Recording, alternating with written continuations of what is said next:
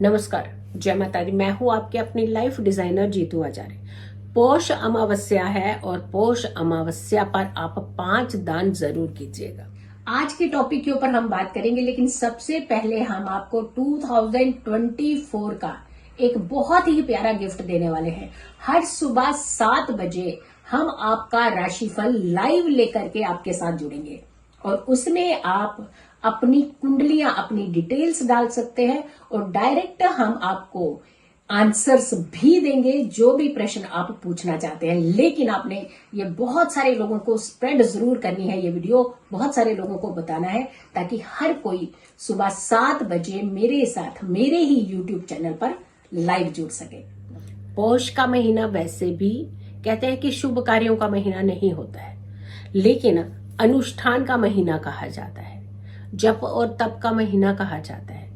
अगर मूर्ति स्थापना करनी चाहते हैं आप अपने घर के अंदर तो ये कर सकते हैं, यानी अपने घर के अंदर एक नई मूर्ति भी ला सकते हैं। लेकिन इस महीने में 5 दान हमें जरूर करने चाहिए और पौष अमावस्या के दिन तो जरूर कर देने चाहिए, क्योंकि यहीं से आपकी सारी चीजों का जो बदलाव है वो होना शुरू हो जाता है। सबसे पहले कौन से ऐसे दान हैं जो आपको अमावस्या के दिन जरूर करने चाहिए।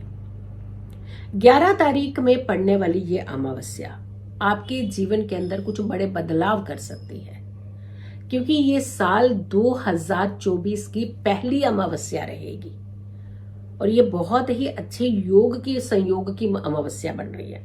अमावस्या वैसे अच्छी नहीं मानी जाती है, लेकिन जो दिन आपकी जिंदगी की करेक्शन करता हो, आपके जीवन की समस्याओं को आपसे दूर करता हो, तो वो तो अच्छा ही बन गया फिर, क्योंकि यहाँ पे शुभ कार्य नहीं किए जाते, लेकिन जो आपकी जिंदगी के अंदर एक नेगेटिविटी पीछा कर रही है उससे तो छुटकारा मिल सकता है। तो आपका जीवन आने वाला जो है वो तो बहुत अच्छा सुरक्षित हो सकता है। तिल का दान इस दिन जरूर करना चाहिए और अगर आप ये दान पितरों के निमित्त, पितरों का ध्यान करते हुए कर रहे हैं तो आपको काले तिल दान करने चाहिए।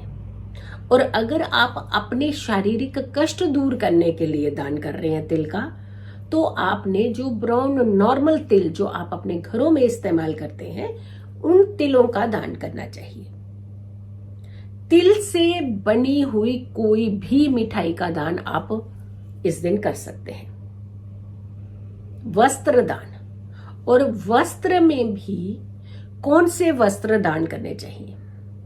एक तो कहते हैं कि इस दिन लोग अपने घर के जो अपने खुद के पहने हुए वस्त्र होते हैं, पुराने होते हैं और उसका हम यूज नहीं कर रहे होते हैं, तो वो लोग उसका दान देना शुरू कर देते हैं। लेकिन हम आपसे कहेंगे कि पौष अमावस्या के दिन आपके जो खुद के स्वयं के उतरे हुए कपड़े हैं उसे ना दे करके कुछ फ्रेश वुलन क्लोथ आप दान कीजिए, उससे आपको ज्यादा लाभ होगा।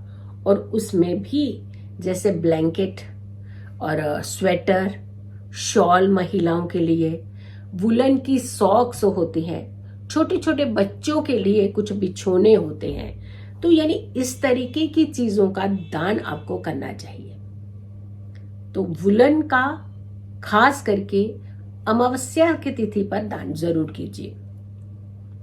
अन्न की बात करते हैं, अन्न का दान करना चाहिए, लेकिन अन्न का दान वैसे तो कहते हैं कि सतनाजा 7 तरह के अन्न का दान आप कर सकते हैं, लेकिन आप सिर्फ 1 या 2 चीजें ही करने जा रहे हैं, तो आपको इस दिन काली उड़द की दाल और उसमें कुछ चावल मिक्स करके जैसे खिचड़ी फॉर्म में करते हैं, ये आप दान कर सकते हैं। क्योंकि मकर संक्रांति आने वाली है, वैसे भी आपको खिचड़ी के दान का महत्व माना जाता है, तो अमावस्या के दिन भी आप इसका दान कर सकते हैं। आपके ग्रह भी अनुकूल होते हैं और आपकी समस्याएं जो है वो उन्हें दूर करता है। और कौन से दान जो है वो इस दिन किए जा सकते हैं। शिक्षा के लिए किसी को सहयोग की जरूरत है, वो आप दे सकते हैं अपना सहयोग। मेडिसिन, अगर कोई व्यक्ति आपको बीमार अवस्था में मिलता है या फिर आपको लगता है कि उसके अंदर सामर्थ्य नहीं है, वो अपनी सहायता खुद ही नहीं कर पा रहा है, तो आप उसकी सहायता का एक माध्यम बन सकते हैं।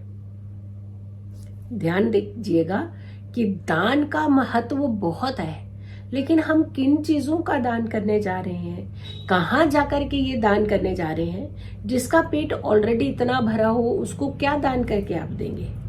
आप उन लोगों को दान दीजिए जिन्हें जरूरत दिख रही है आपको कि इनको जरूरत है। अगर हम इनका सहयोग करेंगे तो इनके चेहरों के ऊपर मुस्कान आ सकती है, तो आप ये दान कीजिएगा। और एक काम आपने इस अमावस्या तिथि पर जरूर करना है।